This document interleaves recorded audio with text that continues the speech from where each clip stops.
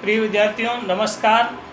हम पिछले वीडियो में भारतीय संविधान के भागों के बारे में जानकारी कर रहे थे और उसी के अंतर्गत हमने कुछ भागों का उल्लेख जो समझा उसको हम आगे बढ़ते हैं। पहले पूर्व की जानकारी लेते हैं। पिछले वीडियो में हमने भारतीय संविधान के अंदर 22 भाग हैं। इन 22 भागों की जानकारी हमने पढ़ी है। जिसके पहले भाग में भारतीय संविधान में भारत को राज्यों का संघ का दर्जा दिया गया है, उसका उल्लेख किया गया है। फिर हमने समझा कि वहाँ पर जनता रहती है और एक सरकार होती है। तो जनता की तरफ प्रारंभ के कुछ संविधान के भाग हैं, उनका उल्लेख है। तो भाग दो के अंदर उस जनता के नागरिकता की बात की गई है।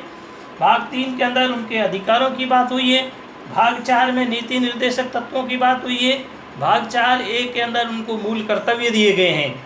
ये प्रथम 4 भाग जनता की तरफ हैं और समझने के लिए हमारे लिए एकदम आसान से ट्रिक है। भाग 5, 6 और 7 इसका भी हमने उल्लेख पढ़ा था। जब हम बात करते हैं भाग 5 की, तो हमें सरकार की तरफ आना है। सरकार में सर्वोच्च सरकार कौन सी है? केंद्र सरकार। तो भाग 5 में केंद्र सरकार का उल्लेख है। भाग 6 के अंदर उसके ठीक नीचे राज्य सरकारों का उल्लेख है और भाग 7 के अंदर जो था उल्लेख उसको भी निरस्त कर दिया गया है, जिसका अध्ययन हमने उस वीडियो में भी नहीं किया, इसमें भी उसका जिक्र नहीं करेंगे। आगे का जो भाग है उसका अध्ययन करते हैं हम।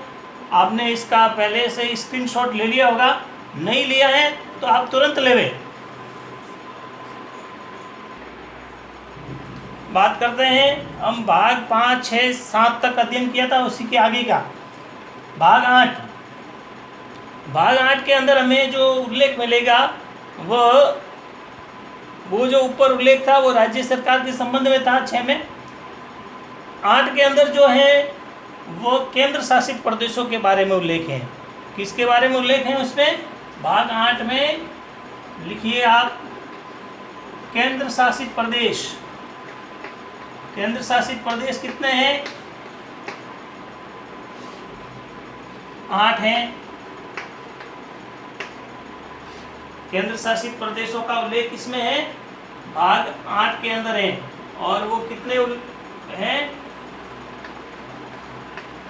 8 प्रदेश हैं। ये हम सबको भी जानकारी रहनी चाहिए। अब बात करते हैं भाग 9 की।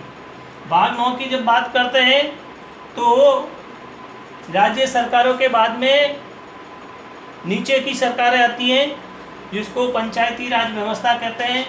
और ये पंचायती राज व्यवस्था का जो उल्लेख है, जो ग्रामीण सरकारें होती हैं, इसमें उसका भी जिक्र है।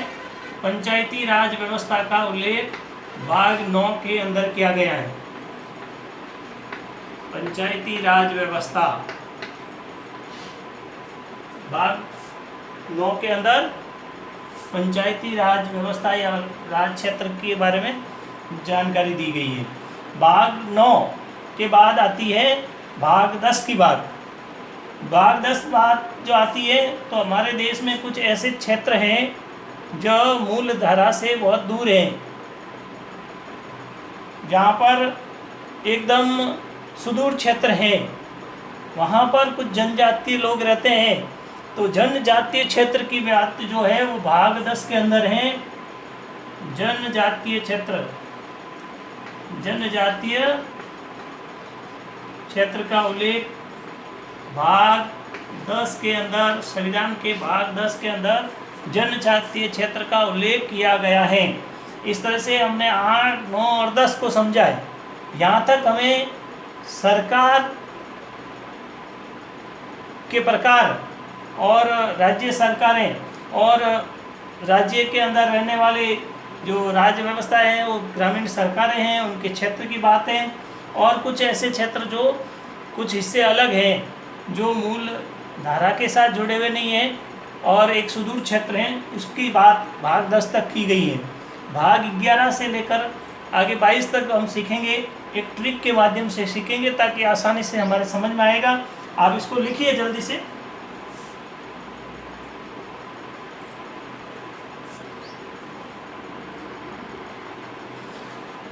तो लीजिए आगे वाले हम भाग 10 के बाद 11 से लेकर 22 तक के जो भाग हैं उसको समझने के लिए एक ट्रिक है, उस ट्रिक को ध्यान करेंगे। PVVS NPRA SRH, तो इसको याद कैसे करेंगे? तो देखिए P यानी player very very special, player very very special नाम PRA उसी को हिंदी में लिखा सनराइज हैदराबाद SRH। देखिए फिर से समझ लिए, प्लेयर वेरी वेरी स्पेशल नाम सनराइज हैदराबाद। ये है अगले ट्रिक को, अगले संविधान के भागों को समझने की ट्रिक। देखिए 11, 12, 13, 14, 15, 16, 17, 18, 19, 20, 21 और 22 सभी भागों की बात इसमें इस ट्रिक के अंदर हो गई है। तो बात करते हैं हम आगे अपने भाग 11 की, जिसके अंदर लिखा हुआ है पी यानी क्या है?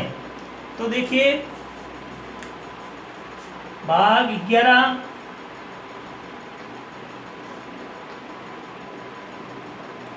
11 के अंदर P है।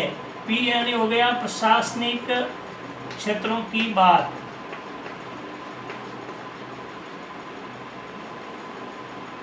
प्रशासनिक संबंध और उसके संबंध का उल्लेख भाग 11 में। प्रशासनिक संबंध किस किस के बीच हैं? तो वो केंद्र और राज्य सरकारों के बीच हैं। केंद्र और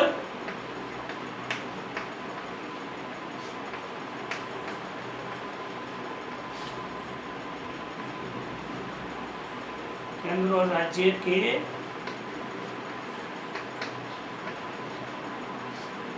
बीच इसका उल्लेख मिलेगा। आगे बात करते हैं भाग 12 की, जिसमें वी आया है। वी अर्थात वेरी, जिसको हमने वेरी के नाम से जाना है। तो यहाँ पर वी का अर्थ है वित्तीय प्रबंधन से। प्रशासनिक संबंध आ गया है केंद्र और राज्य सरकारों के बीच में, तो इनको संचालन के लिए वित्तीय भाग की जो जानकारी है, वित्तीय भाग का उल्लेख है, वो भाग 12 में वित्तीय प्रबंधन, इसका उल्लेख किया गया है वित्तीय प्रबंधन। आप ठीक समझ रहे हैं?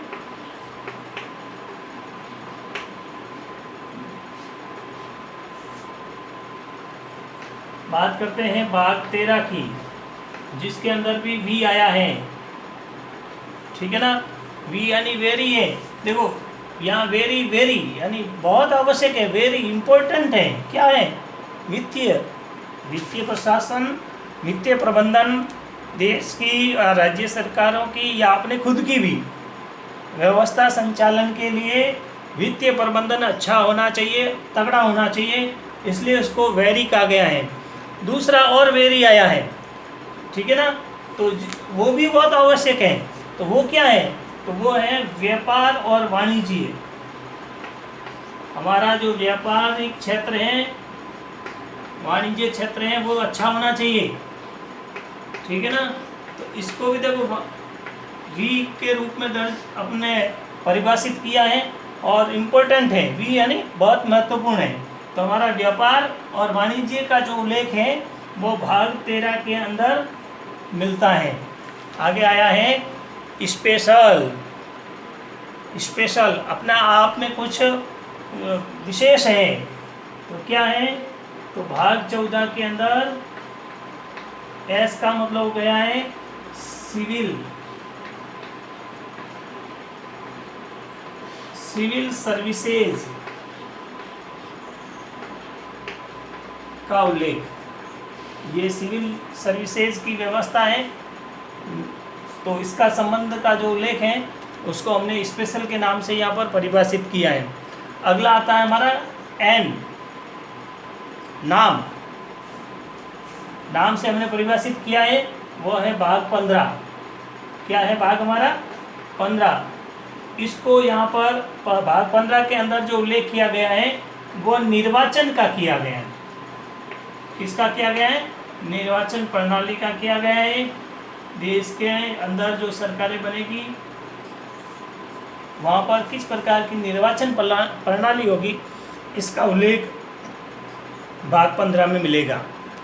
भाग 16 की बात करते हैं तो भाग 16 में आया है पी यानी पिछड़े वर्गों की बात है। लिखिए भाग 16 में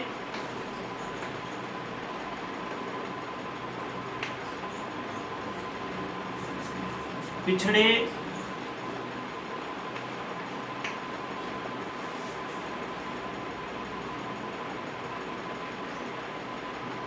वर्गों का संरक्षण, पिछड़े वर्गों का संरक्षण का उल्लेख इसमें किया गया है भाग 16 में। भाग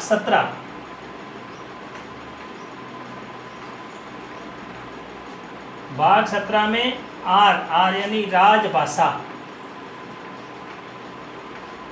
देश की राजभाषा कौन सी होगी, किस भाषा से पहचान होगी और उसकी मूल भाषा कौन सी रहेगी, उसका उल्लेख भाग 17 के अंदर मिलता है। आप इसको साथ साथ लिखा है तो अच्छा, नहीं तो एक स्क्रीनशॉट लीजिए, फिर हम आगे का लिखते हैं, अध्ययन करते हैं।